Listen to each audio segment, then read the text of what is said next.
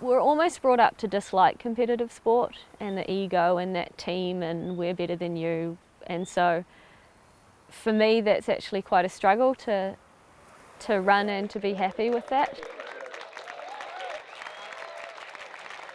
I question my motivation a lot, and I feel a bit like it's not something I can do all my life, be a competitive runner, because at the end of the day I was brought up with very different core values. Yeah.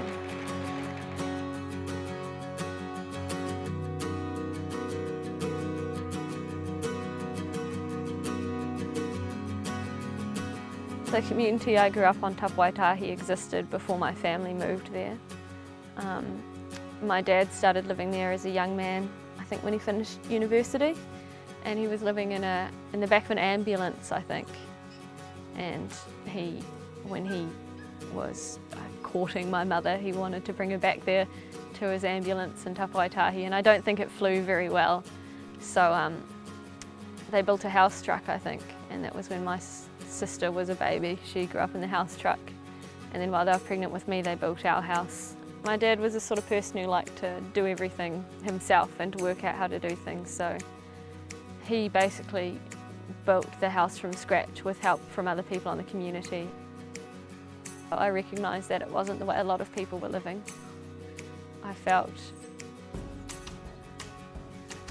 Obviously I felt like it was the right way of living because it was my way of living. Living in nature and trying to have a balance with it and being, to a reasonable extent, self-sustained. I remember as a kid even driving up to Auckland, I used to actually feel physically ill, like it just didn't feel right to me. And obviously I've learnt, you know, this is the world I live in, and you have a job and you earn money and you live in a house. And I think in order to cope with that, it's one of the reasons I run, and I do trail running as well. It's a step away from all that and back into nature.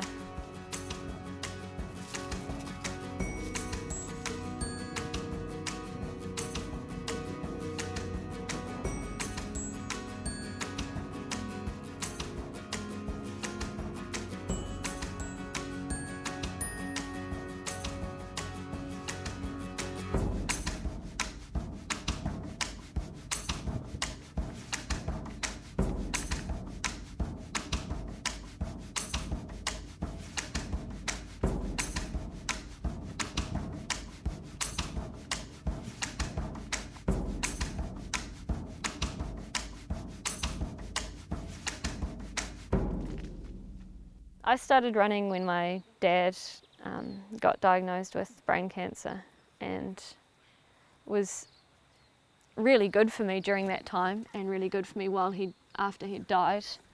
And I certainly think it was the best method of coping I could take. But I became quite obsessive over it.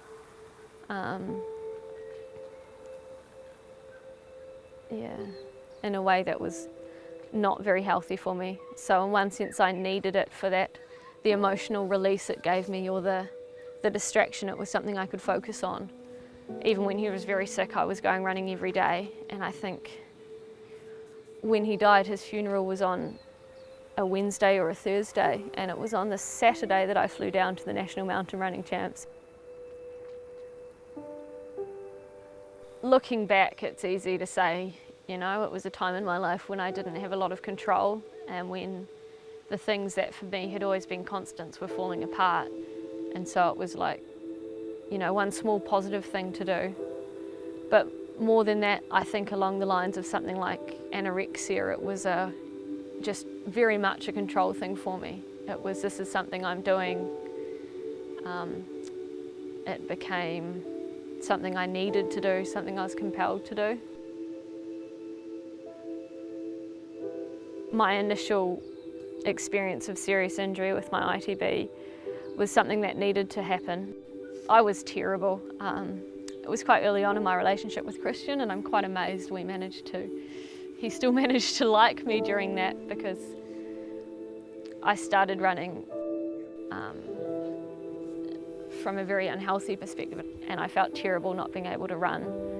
where every time Christian went for a run, I was, envious and sort of counting how many Ks he'd run and what that meant, and I don't know, I'd pace the room. And in a lot of ways that was good because it made me step back and realise, hey, I've got a really unhealthy mentality with this. This isn't, natural, and it isn't normal. And instead I just had to face up to all the feelings that I had, and it took a long time, and my injury took a long time, and it seemed to be what was needed. Like, for that whole 16 months I was dealing with stuff that I didn't deal with, didn't need to deal with before, because I could just keep running. And so it allowed me to start again in a much healthier space, yeah.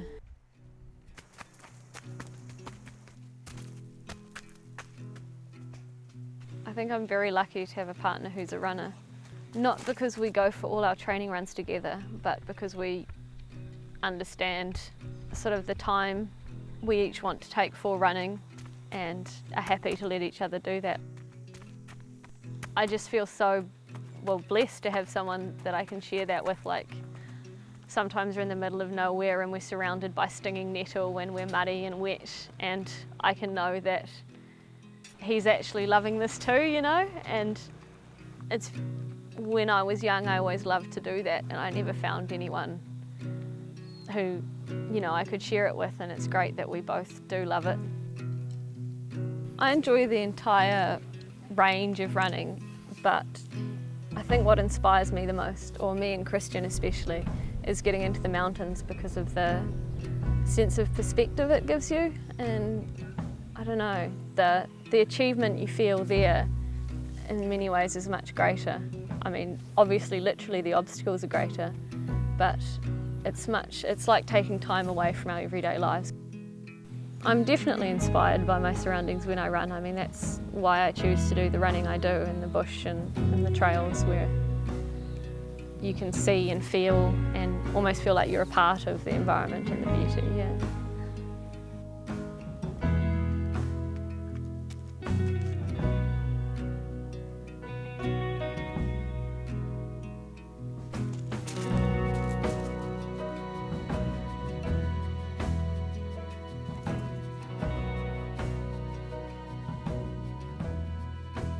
Through my father, I've always had role modelled the idea that your life should have more meaning than just being about you and sort of succeeding.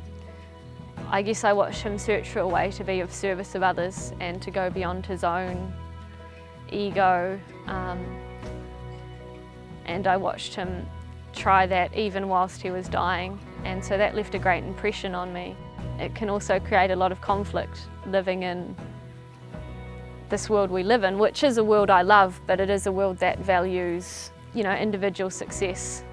I mean, the sport, any sport, like the sport I've chosen, values that as well. In some ways, to me, feels like going against a lot of the core values that I've seen through my father, and that I would love to mature enough and grow enough to also experience.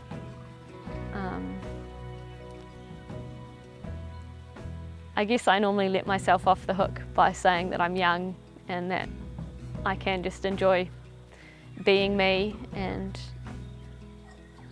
that it's something I can look for later in life. But